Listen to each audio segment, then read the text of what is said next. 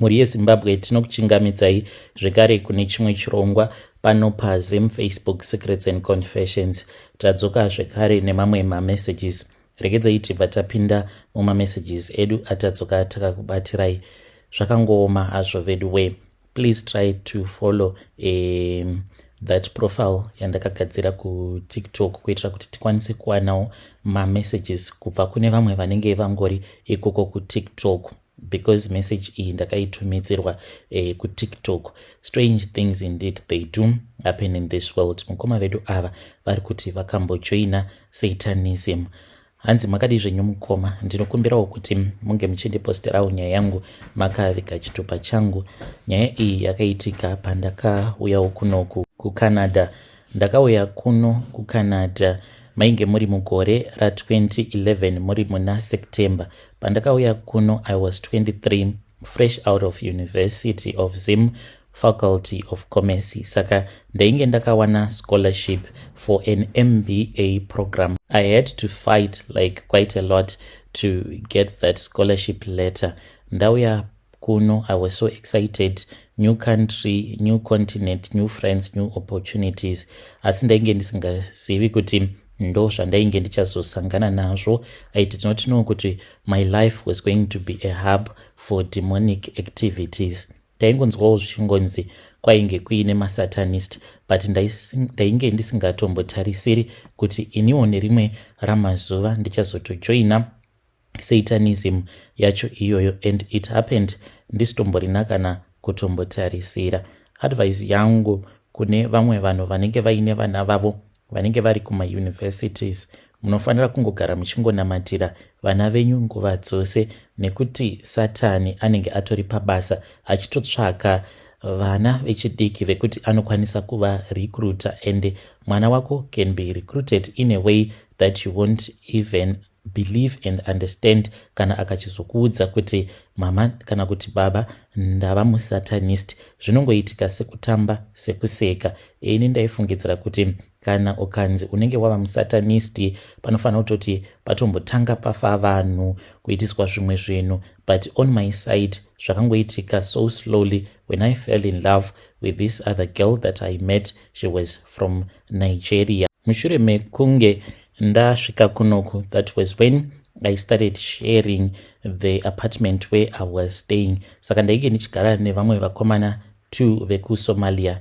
and then there was one Filipino. Vainge vaine racism because ivo vari vatatu vakangotanga kungoita zvinhu zvavo, and vairatidza kuti vana vevanhu vanotowana mari kunyika dzavo ikoko kwavainge vakabva, zviya zvekuti unenge uchingodawo kuti mwana wako ange achingowanawo mukana wekuti ange achizogara kumhiri kwemakungwa. Saka vainge vakatosiyana neni, even the way that they used to study. Vaitongoita zvekuenda kumaclubs kunwa doro nekuita zvema-girlfriends. Classes began, then we were given case studies on multinational corporations.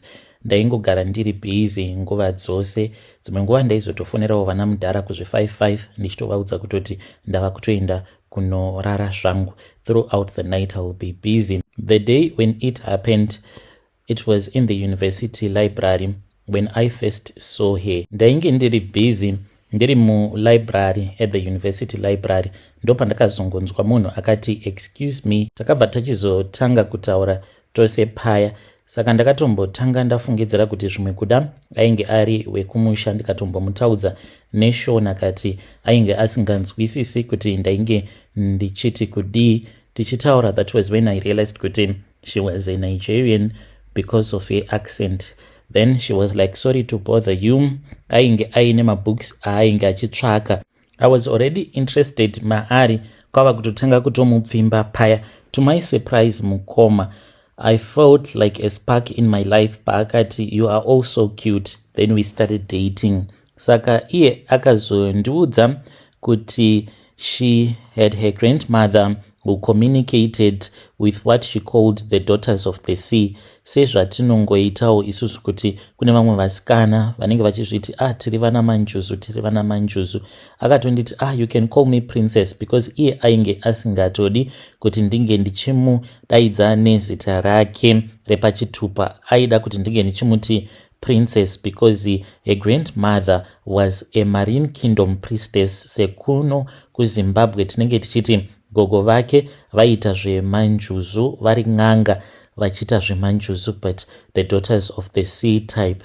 So taingogara zvedu tichingotaura, iye achindidzidzisawo chivanhu chekuNigeria, but inini ndaimuudza kuti handina kana chivanhu chandainge ndichimboziva. We began studying together, like akatanga kundidzidzisa zvacho zvavanoita kuNigeria, zvema-Nigerian gods, iye achidawo kuziva kuti kuZimbabwe tinozvifambisa sei, like ancestral worship. So we started talking more about it and I became so much interested in everything. Akatanga kundipa mabooks, ndopa zvakachizotangira ipapo kuti even when I was alone, ndiri ndega, ndainge ndava kutanga manje kuverenga mabooks awo ane chekuita neyavanoti spiritualism.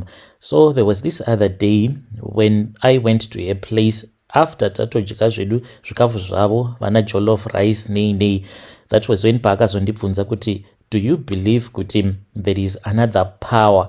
Ndakatongoseka ndikati, what do you mean when you say kuti there is another power? The only power that I know, it comes from heaven. Akangonditarisa and then she was like, let me show you something. She then took me to a small altar in her bedroom because kunyangwe zvedu tainge chava kusika bonde, but pose pandaienda kuapartment kwake ainge asingadi kuti tizosikira bonde mubedroom make, taingopedzera zvinhu zvose muliving room, uye kutorara taitongorara futi muliving room. She had some spongy mattresses, then we'll just sleep in there. So I always wondered kuti sei ainge asingadi kuti tinge tichirara mubedroom make. That was when she told me kuti iye ainge asingadi kuti ange achizoshare bedroom yake neni before I could know the truth, before I could accept what she was. Akanditi bedroom rake, it was an altar. Saka nekuda kwekuti ndainge ndichimuda, munongotiziva vanhurume kuti kana mukadzi achida kukupa bonde, like ipapo she had stripped herself naked paakanditora akanditi handei nhasi tikufanira kuti tinge tichinosikira bonde redu kubedroom. Ndainge ndava kutongoona tichitongorara tose, zvose zvaainge achitaura achindibvunza kuti unowirirana nazvo here, ndainge ndisina basa nazvo. Saka iyo yacho yakandiratidza achiti ndiyo altar mukoma. It was sort of like a braai stand. Ndo patainge tava kupota tichiti kana tikauraya dzingava dziri kitsi, then tobva tachizodzipisa kitsi idzodzo. That is what we used to do. Asi taizozviitira zvedu panze, then tobva tachizodzosera braai stand iyaya mubedroom make. Akanditi it is her own ark of the covenant in form of a braai stand. Akandiratidza zvekare kamwe kainge kakaita kacoffin ako kaakati akabva nako kuNigeria. I looked at everything mukoma, ndaitova nditoriwo busy zvangu ndichitomubata-bata achingonditi mira kane, handisati ndapedza kuexplaina zvose. I did not even know kuti I was being initiated into the satanic kingdom. Akabva achizoenda mubathroom akadzoka akabata ka water glass kainge kari deep blue, ndokubva achizodira mvura iyi. Kutaura chokwadi handizivi kuti yakabva nepi, ndakangomuona achingodira mvura iyoyo mukawater glass. That was when she placed it on top of that little coffin, kacoffin kaakati ainge akabva nako kuNigeria. Akabva anditarisa akanditi, I want you to drink this.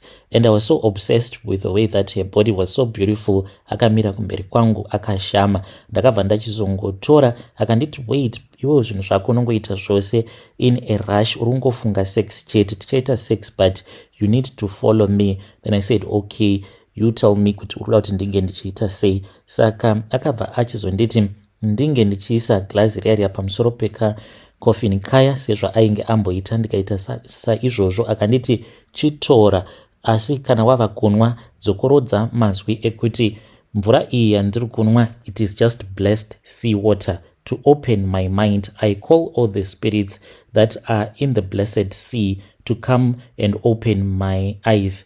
Then I drank, and when I drank mukoma, that was when she came akatanga kundibata-bata.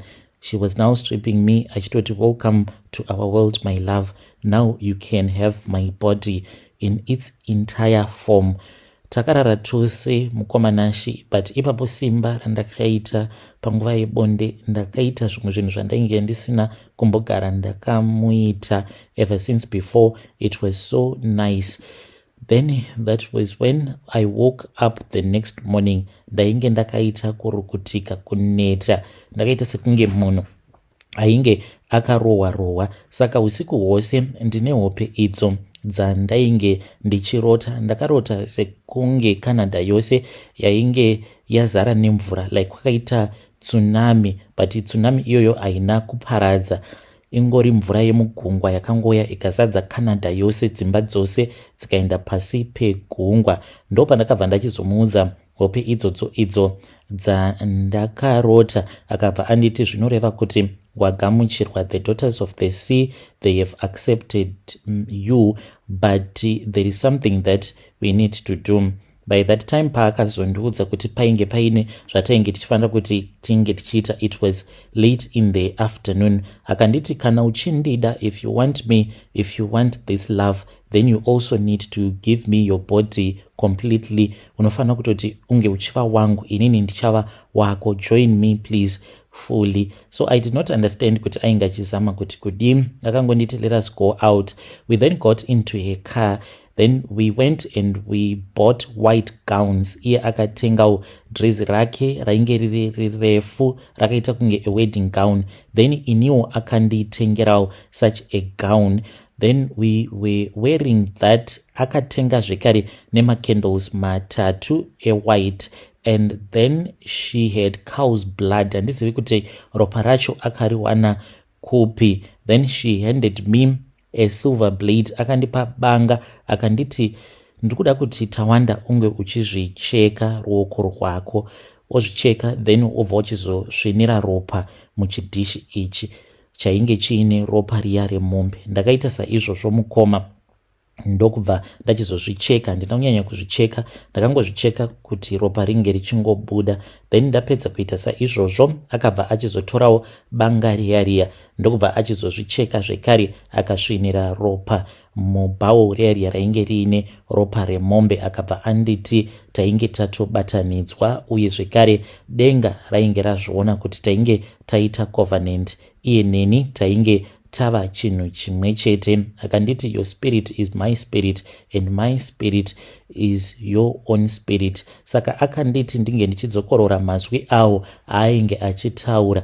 Akati I give my spirit, I give my body, I give him the daughters of the sea.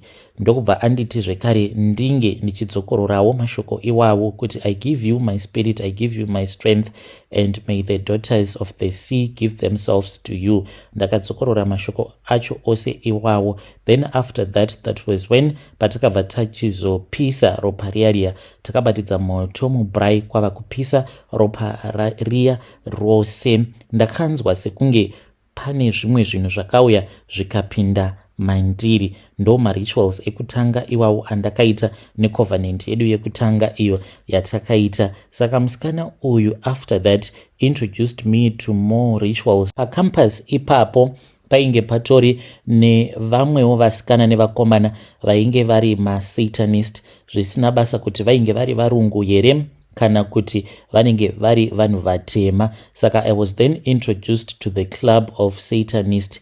Taiwanzokuita marituals mamwe awo anonzi mamoonlight dances, uye zvekare tichidaidza madhimoni kuti ange achizouya kuzopozesa vana vepacampus ipapo, especially vanenge vari vana vemachristians, mapastors vanenge vaine nzvimbo kuchurch, so that vana vacho ivavo vange vachizova rebellious in nature, then maparents avo vange vachizobva pamberi paMwari vachitanga kudhila nezvinenge zvichiita vana vavo, drinking, kuenda kumaclubs, prostitution. We would specifically call the demon of prostitution kuti inge ichizouya kuzopinda muvana avo vainge vachidzidzawo ipapo pauniversity. pandainge ndichidzidza ndakadzidziswa kushandisa mishonga yakasiyana siyana. That was the first course yekutozviita ng'anga. Pandiri pano mukoma, kunyangwe mukauya muine maproblems amunenge muinawo, ini mishonga ndinoiziva, hakuna mishonga yandisingazivi. Ndakadzidziswa mishonga yakasiyana siyana, kudzidzisa vanhu kugeza nesea salt zvainobatsira uye zvekare nezvainozokanganisa mweya wemunhu, uye zvekare nemamwe marituals ema-financial blessings. Ndakaramba ndichingoita marituals iwawo, but chainge chichiitika mukomanashe ndechekuti hongu ndainge ndava kuita mablessings, like ipapo pakati ngatiitei a ritual for ma-financial blessings. Zvechokwadi akatondiudza kuti izvi ndo zvichaitika ende ndo zvakaitika zvechokwadi. Akanditi you are going to graduate top of your class and you will secure a job, and I secured a job at one of the Toronto's big firms and I never lacked anything. Mukomanashi, it was working. When I was in university, I was very bright. I even landed an internship at a major bank, and it was so amazing. Kana uri musatanisti, you do not lack in anything.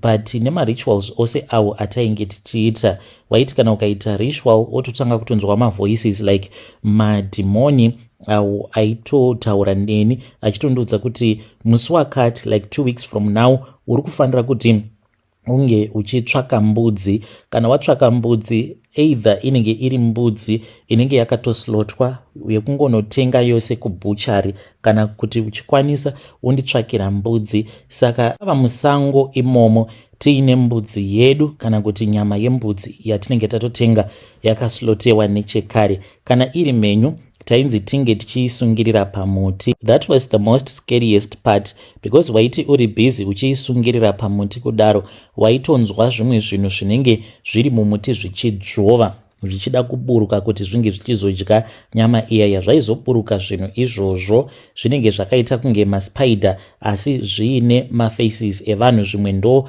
zvainyuka zvichibuda muvhu. Ndainge ndiri munhu wekuti ndaikwanisa kumanipulate vanhu, kufarirwa nevanhu, uye zvekare nekuitira vanhu macases, uye zvekare nekupa vanhu mablessings, kungopa munhu mablessings nekuda kwekuti ndinenge ndichibenefita kubva kwaari munhu iyeye. Then kana kuri kunzi ndinenge ndava kusabenefita kubva kwaari, ndaibva ndachizoisa macases. Apa vabereki kumusha vaigara vachingondibvunza kuti Tawanda, uri kuenda here kuchurch? Are you going to Bible study, weekly student group prayers nemamwe ma-students? Ndaingozviudza kuti but I would skip calls from my mom, because ivo vaitoita sekunge vanenge vachifemerwa. Zuva apo patinenge tichifanira kuti tinge tichienda kuBible study, I would avoid speaking with my mom, because chandainge ndakaona ndechekuti vaiti kana vakataura neni ndaitanga kunzwa rimwe voice rinenge richitaura neni mumwoyo mangu richinditi, Tawanda, enda kune vamwe, siyana nazvo zvose izvi zvauri kuita. But dambudziko rainge riripo, the sex that I was being given nemusikana uya, it was too intoxicating. Ndo zvega zvandainge ndava kungofunga chete. Ndaiti kana ndikada kurambana naye, ndaiti kana ndakagara ndiri ndega ndikatanga kufunga zvose izvo zvaaiwanzokundiita panguva yekuti tinenge tichisika bonde, since it was something that was demonic, because aitogarwa nemamarine spirits iwawo. Saka experience yacho iyoyo yekuzorara nemukadzi anenge ari possessed, you can never experience such a thing, because it will be demonic sex that you will be having. Saka musikana uyu ainge akangondiudza the good part of performing my rituals and joining Satanism, and ne possession yekuti she will get possessed panguva iya yatinenge tichirara tose. But haana kundiudza about the evil nature of demons, even if when the demons know kuti you are working with them. But demons on their own, they hate God, because isusu katiri zvisikwa zvaMwari, we are God's creation. Saka they hate us for the sake yekuti mademoni mazhinji, they are an offspring of an angel and a human woman. Saka iwo pachezvavo, they are not a direct creation of God, but they are an indirect creation of what happened pakati pengirozi nevanasikana vevanhu. Saka they have that deep hatred. Taitoti tichitoita ma-initiation, mamwe ma-rituals, tichitointroduce vamwewo vana vechikoro kuma-rituals iwawo, waitoona kutoti kune mamwe madhimoni anenge akawanda, because taiwanzo kuzviitira musango, akawanda ari muzimamiti, madhimoni iwawo achitoda kuuya kuzotiuraya, but nekuda kwemamwe manecklaces awo atainge takapfeka aisazokwanisa kuti ange achizouya kuzoti ataka. All of these things dai kwanga kuri kunzi ndainge ndakaudzwa kuti this was what was going to happen in my life, kuti dzimwe nguva ndaizopota ndichiita demonic possession, imwe demonic possession inorwadza, I could have refused. The first sign, it came when I was home alone. Here she had traveled to a country in Nigeria. Saka I woke up in my apartment. It was 3 a.m. Ndakanzwa izwi iri mukoma, rainge riri izwi remunhu ainge achita sekunge anyanyisa kushungurudzwa stereki, achitaurira pasi, achidaidza zita rangu achiti Tawanda, Tawanda, Tawanda, Tawanda, achita sekunge ainge aine vanhu vainge vachimushungurudza. Munhu uyu ainge ari munhukadzi, but ari muceiling. I set up mukomanashi. When I woke up, that was when I realized kuti ko zvazvainge zvakaoma. Machira ainge akapetwa, and they had been packed neatly by the side of the bed. Ndamuka kudaro apa ndichinzwa munhu ainge ari muceiling achinditi Tawanda, achindidaidza achiti Tawanda. That was when I saw kuti even though the light was on mukoma, because ndainge ndisingachakwanisi kurara murima, even kusvika pari nhasi zvinondiremera kuti ndinge ndichirara murima nekuda kwezvinhu zvose zvandakaona, but now it is much better since I try to pray more often. Mainge makabatidzwa light murumu mandainge ndiri, but maiva nerima mukoma. Zvinhu zvekuti kuno umwe munhu anenge asiri spiritual in nature zvinonetsa kurondedzera kuti ndaiva murima asi light rainge riri on. I tried to look for my phone. Phone iyoyo mukoma ndakazoiona mangwana acho makuseni. Then I heard munhu uyayo achinditi Tawanda, Tawanda, but ainge ava kusataura manje ari muceiling. Ndaitonzwa kutoti munhu uyu ainge achitaura, aita sekunge ainge achitaura akatoisa muromo wake padhuze nenzeve yangu achiti Tawanda, Tawanda, Tawanda, Tawanda.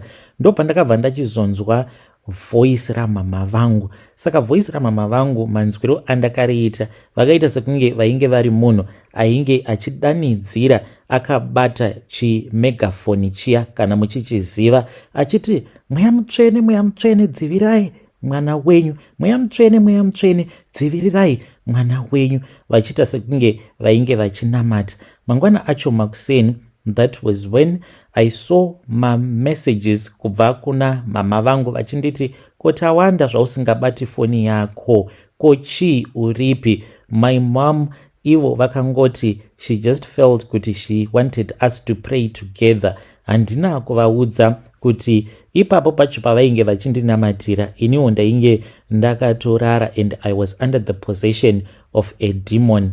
Ipapo pandainge ndichiri kufunga kuti mama ndovaudza here kana kuti kwete, kuti ndo zvandainge ndiri kusangana nazvo, and ndainge ndichida kuti vange vachindinamatira so that ndisazongoramba ndichitambudzwa nemweya yemadhimoni.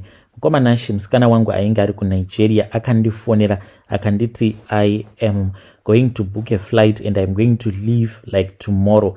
Please do not tell your mother. Wait for me kuti nditange ndasvika ikoko. If you are going to tell her, you also have to tell her ndiripo. Please usavaudza ndiri kunoko. So I waited for her because of the many promises that she had made to me. Akanditi, we are going to stop everything that we have been doing. Akauya mukomanashi, then akabva ati ainge achida kuti tinge tichienda on a romantic date. So we went to this other hotel. She paid for everything. Akabva achizonditi tadi tangorara panapa pahotel. Ndikati well, it is fine. When we got to the hotel room, to my surprise, I saw kuti there were candles all over the place.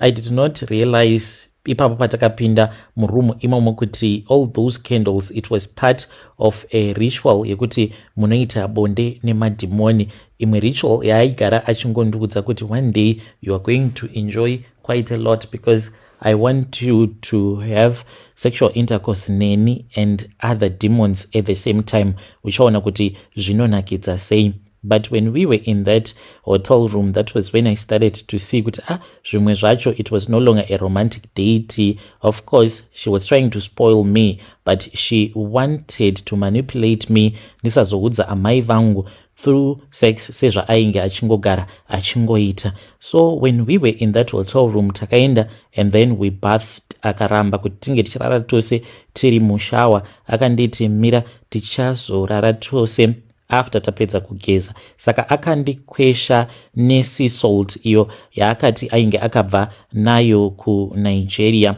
And then that was when we went to bed. When we were in bed, taitamba tose, but mukomana ndakanzwa kuti nzara dzake manails ake awa, even though aigara aine manails anenge akati kurirei zvishoma, but musi wacho iwoyo mukoma aita kundiparapara zvekuti mangwana acho makuseni ndakamuka ndakazara mascratches all over my body. They were as sharp as knives. Ndikamuti what is going on? Akangonditi the possession has started. Let us just enjoy me and I am going to enjoy you. Saka tainge tisati tatanga kurara tose akanditi painge paine vanhu vatainge takamirira. Pakachizouya vamwe varungu vainge vari 4. Varungu ava vakauya vaine mazimira ainge ari mahombe. Kuti vakapinda sei muhotel matainge tiri handizivi mukoma, but vakangoti vainge vauya kuzodeliver mamira acho iwawo. Mamira awa avakauya nawo, they could stand on their own. They were on wooden frames ari mahombe, and then they surrounded the bed with those mirrors. Mukomanashi zvokuti tainge tichizviona inini nemusikana wangu all over the place. Akabva achizondiudza kuti ainge achida kuti tinge tichiita ritual iya yekuti kunenge kuine madhimoni echikadzi anouya kuzotijoina panguva yatinenge tichirara tose. Akatondiudza kuti ko hauzvizivi here, ko ingawani ndakakuudza kuti mamira they can help as a doorway straight to hell kana uine zvinhu zvaunenge uchida from hell.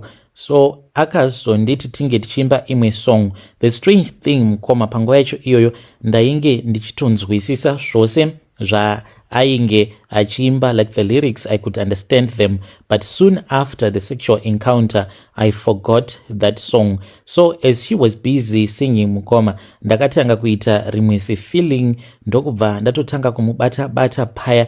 Ndichimubata kudaro mazamu ake ose, and she looked so beautiful. Nditori pamusoro pake ndopaakabva anditi let us look into the mirror. Pinda mandiri, achibvira iye kuti titange kurara tose, asi takatarisa kumira.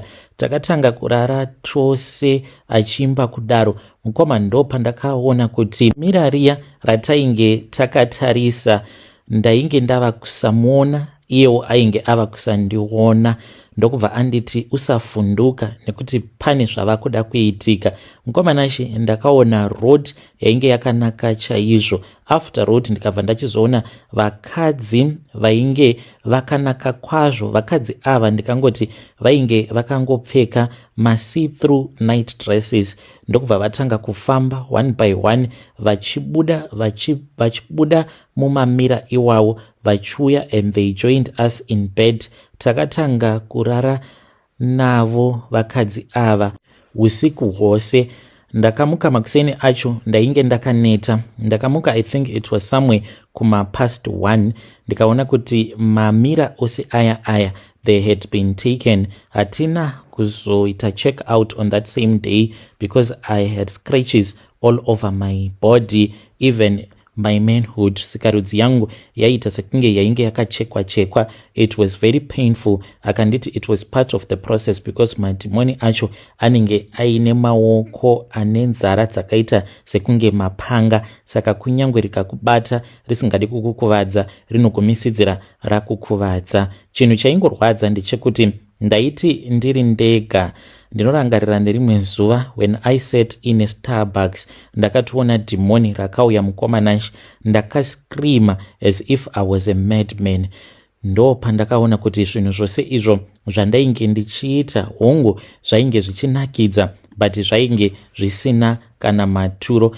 When I came back home, I felt so much better because ipapo ndakatoita zvekufonera vabereki ndikati ndoda kutomboya kumba, I need rest, because ndainge ndava kuita sekunge munhu ari kurasika njere ndisingatozivi kuti madhimoni awa ainge achitondipushira kumba, because ndainge ndiine mission yandainge ndiinayo. Pane vamwe vamufundisi avo vainge vachitofanira kuti vange vachizofa, ndokusaka madhimoni awa akaita kuti ndinge ndichimbotiza kuCanada. So when I returned back home, we went to church with my mom. Mukomanashi church yakazoti yapera paya, ndipo apo patakazoti tava kukwazisana sezvatainge tichiita muchurch panguva yekuti tinenge tapedza church tava kudzokera kumba. Then ndakamhoresa vamufundisi. Pandakangonomhoresa mai mufundisi, ivo ndakazoti ndava kudanana navo, vanoti vakaita sekunge vakarohwa nemagetsi. Vanoti panguva iyoyo apo pandainge ndakabata ruoko rwavo vakatopedza kuya kunoita munhukadzi panguva yebonde. Vanoti she felt like she was so weak and vaitoda kutorara neni. Saka mai mufundisi ava mukoma vakazongotanga kungouya pamba, vakauya zuva rekutanga vachinamata. Then she came for a Bible study. Then there was this other day ndakazotofind out mushure mekunge ndava kuvaperekedza kuti no, it was just a plan, vainge vachingoda kuti ndige ndichivaperekedza. So she came and then her car would not start at all.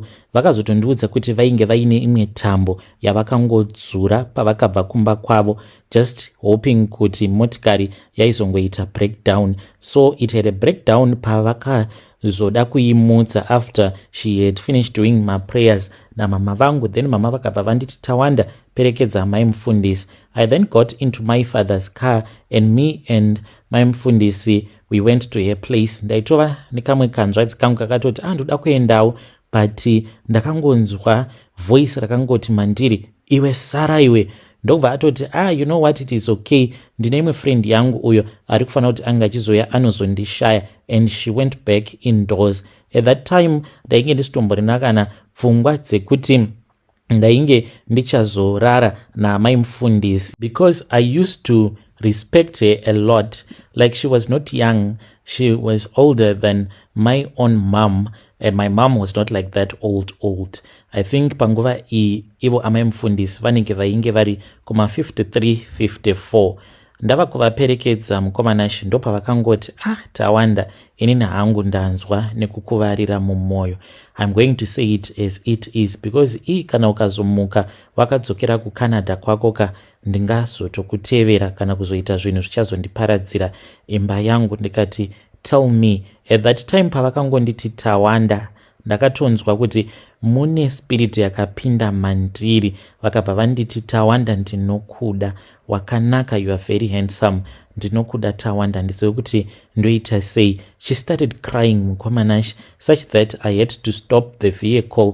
Ndikabva ndati no, do not worry, you and I, we can be together. So takabva tatotanga kutokisana namai mufundisi. Ndikati but chitarisaone pava nenguva ndava kukuendesa kumba kwako, then tobva tachizoronga. Vakaramba vakati kwete, hazviiti Tawanda, hope hadzingambobati, uri kufanira kutoti unge uchitondiziva, neniwo ndinofanira kuti ndige ndichitokuziva. Kwainge kuri kungotaurawo hako kwechikuru kwekuti vainge vachida kuti tinge tichirara tose. Takatsvaka chibooking mukomanashi, ndokubva tachizoenda tikanorara tose. That is how I managed to know kuti the mission that he had brought me back to Zim yainge isiri nhau yekuti I was under the possession of a devil, but it was because ndainge ndiine mission yekuti ndaifanira kuti ndinge ndichizourayisa vamufundisi. Saka namai mufundisi takarara tose vakatondudza kuti vainge vachitoda